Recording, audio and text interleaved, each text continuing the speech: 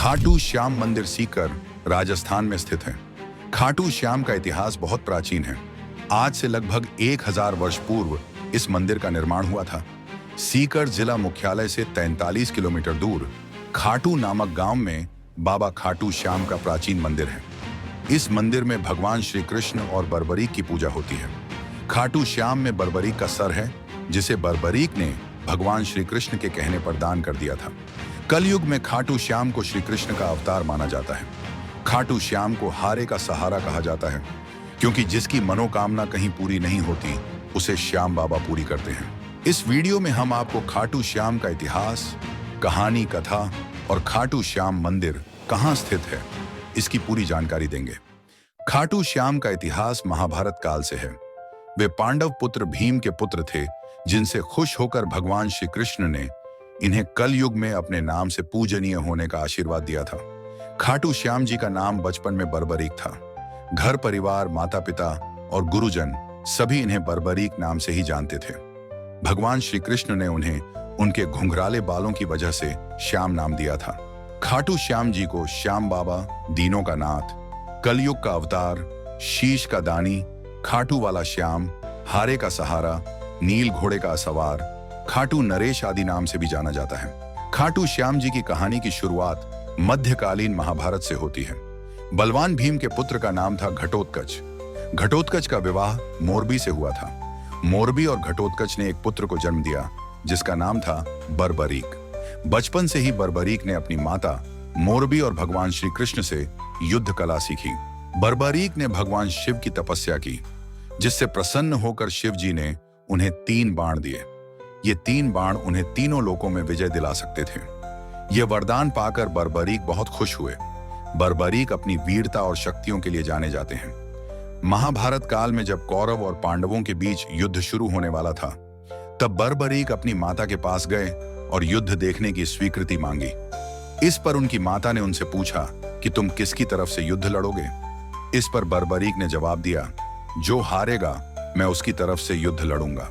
माता से आज्ञा मिलने के बाद बर्बरीक महाभारत का युद्ध देखने के लिए निकल पड़े। भगवान श्री कृष्ण यह सब देख रहे थे। श्री कृष्ण जानते थे कि यदि बर्बरीक को नहीं रोका गया तो वह युद्ध का परिणाम पलट देगा। रास्ते में जाते हुए बर्बरीक को श्री कृष्ण ने ब्राह्मण का रूप धारण करके रोका और पूछा, हे बालक, तुम अकेले यह 3 बाण लेकर कहां जा रहे हो? तब बर्बरीक ने जवाब दिया, मैं महाभारत का युद्ध देखने जा रहा हूं और इस युद्ध में जो हारेगा मैं उसका साथ दूंगा। उपास पूर्वक श्री कृष्ण ने कहा, सिर्फ 3 बाण के सहारे युद्ध लड़ने जा रहे हो? इससे तो 3 सैनिक भी नहीं मारे जाएंगे। ये सुनकर बर्बरीक बोल पड़े, हे ब्राह्मण, यह कोई साधारण बाण नहीं है। ये बाण मुझे मेरे आराध्य महाप्रभु शिव जी ने दिए हैं। 3 बाण तो क्या, सिर्फ 1 बाण एक पल में युद्ध को खत्म कर देगा। हालांकि ये बात श्री कृष्ण पहले से जानते थे, तो उन्होंने बर्बरीक की परीक्षा ली। श्री कृष्ण ने कहा, हे बालक, इस पीपल के पेड़ के पत्तों को भेद कर दिखाओ। तभी बर्बरीक ने एक बाण निकाला और अपने आराध्य का ध्यान करते हुए बाण छोड़ा, जो पीपल के पेड़ के सभी पत्तों को भेदता हुआ निकल गया। बर्बरीक ने ब्राह्मण से पूछा, आप कौन हो और मुझसे क्या चाहते हो? इस पर ब्राह्मण ने जवाब दिया, मुझे दान चाहिए, क्या तुम दे सकते हो? बर्बरीक ने कहा, मांगो, आपको क्या चाहिए? तब ब्राह्मण ने उनका शीश दान में मांग लिया। यह सुनते ही बर्बरीक समझ गए कि यह कोई साधारण आदमी नहीं है। उन्होंने ब्राह्मण से अपने वास्तविक रूप में आने को कहा।